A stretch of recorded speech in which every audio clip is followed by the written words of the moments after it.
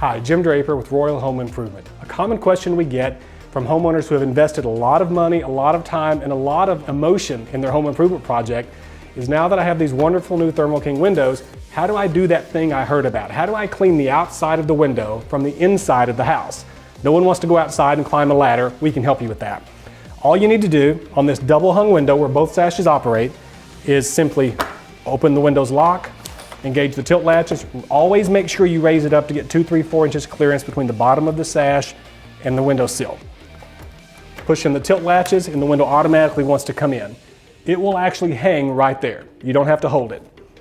The top sash will slide down. Those same tilt latches that you found on the top of the bottom sash are on the top of the top sash. Engage those by squeezing them together. The window tilts in for easy cleaning. If you plan ahead, you'll have your cleaning supplies in hand, spray on your glass cleaner, wipe down this window. This may be on the second or third story, and the last thing you want to be is outside trying to do this. Do it from inside the home, close the window, raise it, wipe down the glass on the bottom sash, close it, re-engage, lock, and you're finished. Then you can brag to your spouse about all the hard work you did at cleaning those windows.